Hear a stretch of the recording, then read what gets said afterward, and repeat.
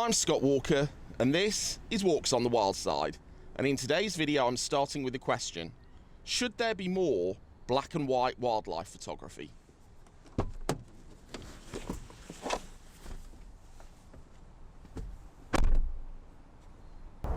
Welcome back to Walks on the Wild Side. So why isn't there more black and white wildlife photography? Some of my favourite photography in other genres is black and white, whether that's portraits, landscapes, architecture. You get quite a lot of black and white, but relatively little in wildlife.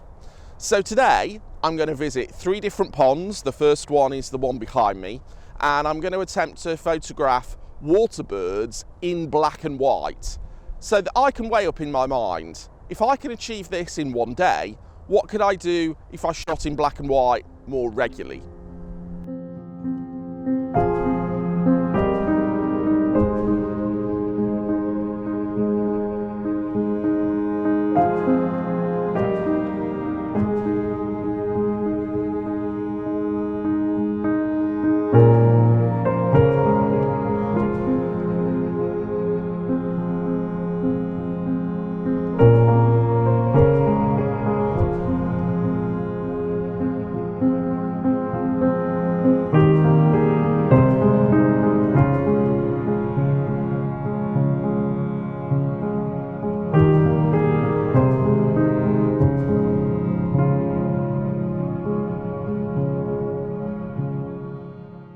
So the first thing to note about black and white photography is that some colours can look quite similar. So green grass against a brown fence, for example, those colours can look almost the same when they're in shades of grey in black and white.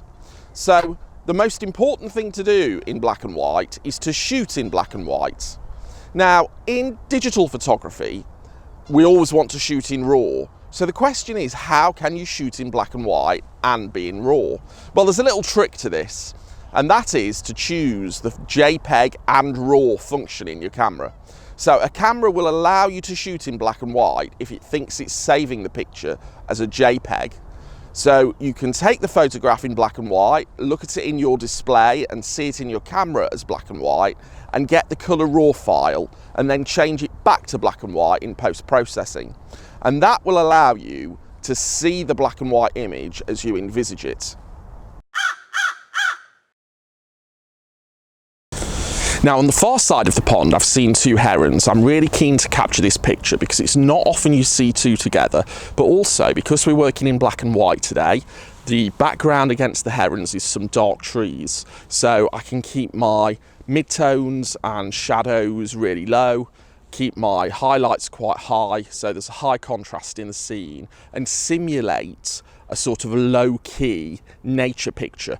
Now, the problem is that at the moment where the herons are positioned, particularly the one on the right, it's got twigs from the bushes in front of his face. So I just need to wait and sit tight till the heron points its head in the other direction, and then I can get a clean shot of its head. In the meantime, though, there are other birds across the pond, so I'll just sit and wait, get some other pictures, and when that heron turns its head, that's my time to take the picture.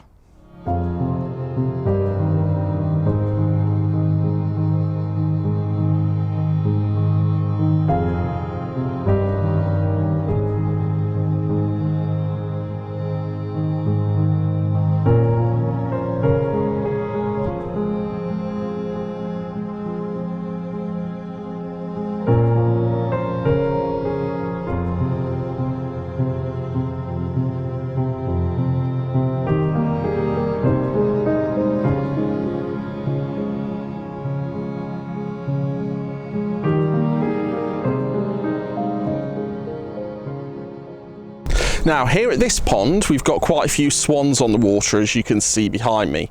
So I am going to lay down on my ground mat just over here and see if I can take some photos of the swans at ground level. Now, if this was a really clear day, I'd be trying to make some high key photographs where the shadows are all lifted and it's very much a very white picture, because the water would be a light colour and the white swans would look great on it.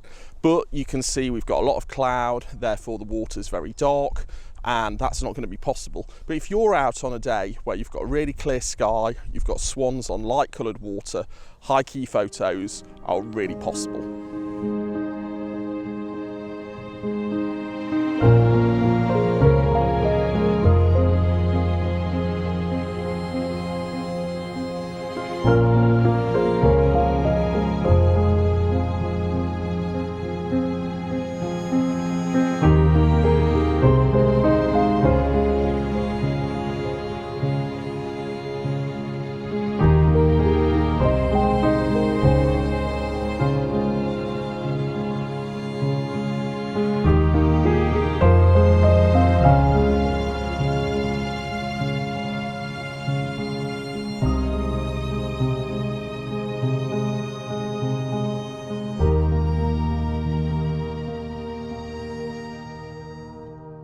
So I'm back at the car, and my reflections on today are that there should be more black and white wildlife photography, and I think as nature photographers are missing a trick by not doing so.